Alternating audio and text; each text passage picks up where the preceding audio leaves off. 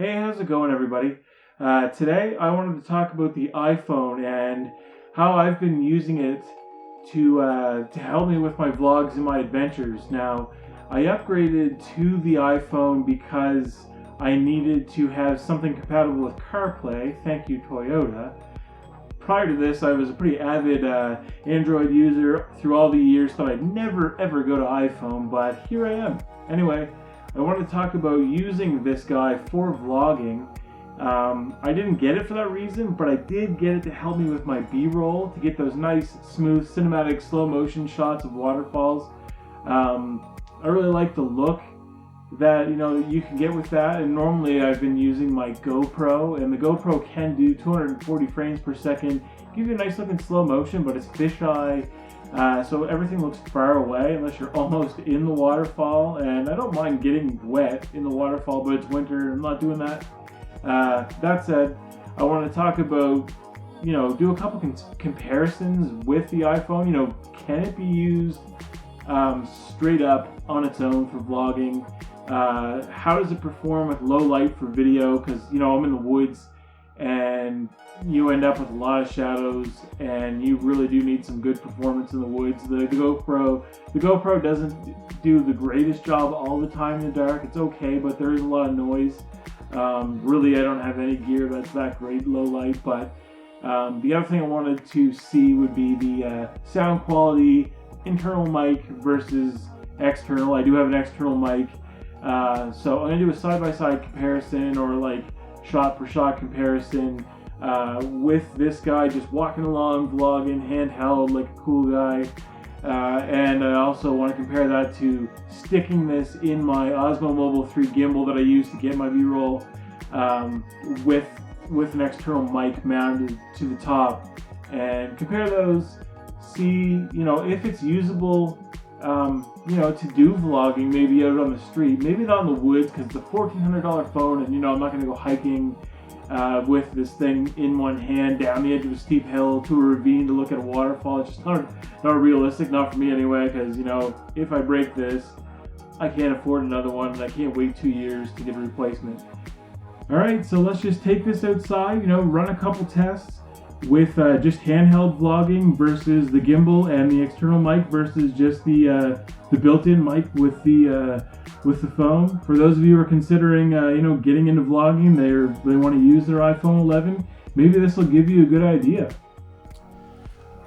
Alright, so in the spirit of fairness, since this is a comparison, I now have the iPhone set up on my tripod with as close to the same lighting settings that I had when I started this vlog with the DSLR.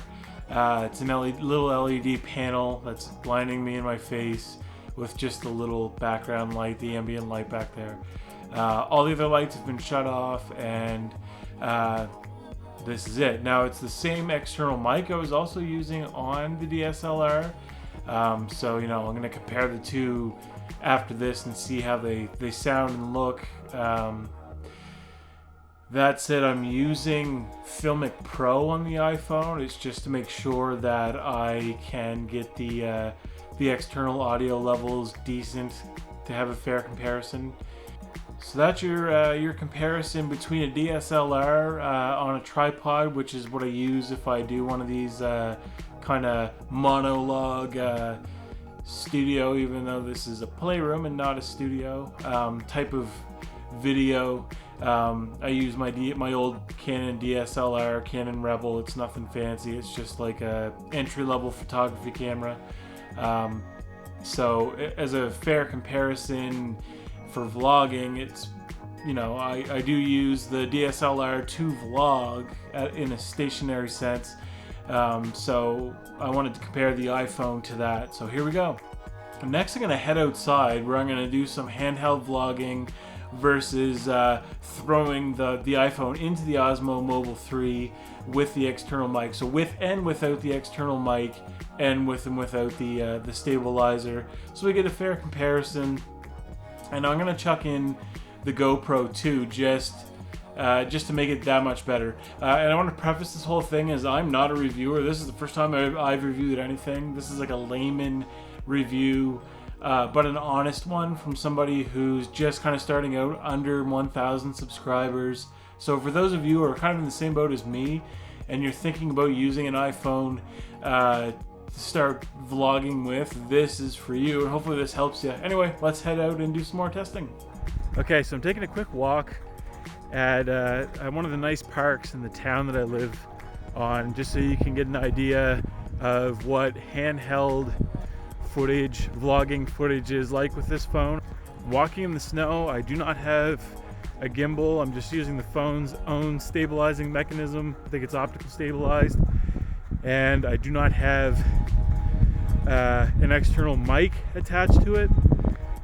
And then, so I'm just gonna do a quick walk along this path, and then I will do a comparison with the gimbal and an external mic. And also, just because of the nature of the vlogging that I do, this park has a couple waterfalls. I'm gonna walk down to the falls just to get a good audio sample of the difference that the phone can do versus the external mic with a wind filter. So now I just gotta get the phone put on this. I gotta find a spot to do it, and then I'll do the comparison. All right, so I have my phone and my gimbal, and I have the external mic hooked up, and now you can see if there's a big difference. I think so, from everything that I've noticed as I've compared footage in the past, but you can absolutely see the stability difference as I keep slipping on the snow over and over again. But it will be interesting to see the difference of the sound once we get down to the waterfall. That'll be a good comparison. But as far as the stability is concerned, there is no comparison between a gimbal and the optical stabilization that the phone has. But I'll leave it up to you to be the judge. You know, if it's you buying it to vlog with, you know, if you're considering a maybe less expensive phone versus the iPhone 11 Pro, and getting it to vlog with is one of your key factors, maybe this will help you. I can't afford all this expensive gear some of these YouTubers use. I use everything I have. I don't get things sent to me so I can you know, put in a nice word. So hopefully you can take from that what it is that everything that I use, I put through the paces. I put it through the daily grind, and what you see is what you get. You know, I thought I'd also throw in this. This is my GoPro Hero 7 Black. It's what I normally use for a primary vlogging camera when I'm on a hike. It's a lot more durable since it's an action camera. It's waterproof, and it actually has a pretty good mic. And I thought I'd throw that in there, even though I'm just kind of reviewing the iPhone.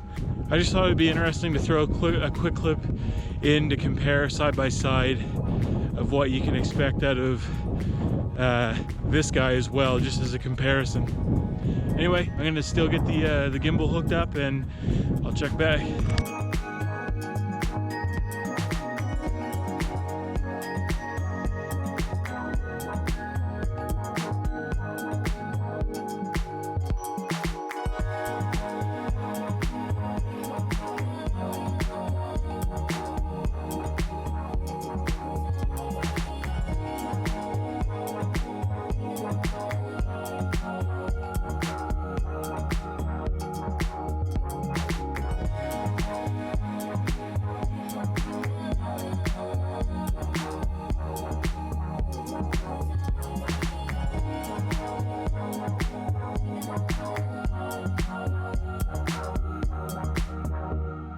So I made it down to the waterfall, luckily, because it was really slippery. I almost fell down 4 times. Probably didn't help that I have shoes on and not boots, but anyway, this is a good test for the noise that I would normally come across, because I do hike to waterfalls all the time. So I will put this into my gimbal and hook up this external mic. We'll compare the difference with the noise, so you'll know what you'd be into if you're you know, you're out in the wind. It doesn't have to be a waterfall. You could be out on a windy day. If you're doing a lot of outside vlogging, it'll give you an idea of what you'd be looking at with that. But it'll be interesting when I get this footage and compare it on the computer later, and we'll see really how they stack up. Okay, so the phone's hooked up to the gimbal and the external mic. So this is a fair test. I'm in the exact same spot, facing the exact same way as I was handheld. That'll give us a good comparison. You're not going to get much windier than this, I would imagine, unless you're crazy out in a blizzard or something vlogging, but in general, you're not going to get any louder than this outdoors on a windy day. So I think this is a good comparison. Anyway, I'm going to head home, get the footage on the computer, compare everything, and then I'll wrap this up. We'll catch back up with you guys then. Alright, this is pretty much going to wrap it up, but in conclusion, I'm just going to list off straight up what I think the strengths and the weaknesses are of the iPhone 11 Pro for vlogging. For vlogging, the iPhone 11 Pro has a pretty good internal recorder. It has pretty good stability. You can, if the conditions are reasonable, like it's not windy outside, there's not a lot of traffic, and you're vlogging outside in good light, you can walk around with this phone, you know, hold it out, and you can do a pretty decent job of vlogging in ideal conditions. That said, the downsides are, and the first one is the low light. Now, you're going to get issues with low light with any of these small sensors, with whether it be an action camera, you know, a cell phone, entry-level drone. Lots of these cameras, they're all going to have an issue with low light. They all have pretty much the same size sensor, you know, the same megapixel. It's just, it is what it is. But the iPhone 11 Pro is not very good, even in comparison to some other cameras, in my opinion, or at least not as good as they try to tout its low light ability. It does a decent job in low light taking photos. It does, you know, some magic with the with some AI, and it gets it done. But as far as the video, it's just not that good in my opinion. That's pretty much it for the downside of using it. I mean, the other thing being the internal audio. If you're out filming a vlog outside in the wind like I do, or by waterfalls or any other type of noise, any internal audio is just going to take a hit, and you're going to need you know, an external source. That said, if you are planning on upgrading your phone anyway, and the iPhone is, you know, a top contender for you, and you want to build like a platform using this, it's great. If you were to add a gimbal and a light and an external audio recorder, it's fantastic. I mean, it's still not going to be good as we saw in the comparison to an actual DSLR in a tripod mounted situation like this. It's just, it doesn't look very good. But as far as audio is concerned, to the external recorder, it does a lot better of a job recording external audio than this DSLR does.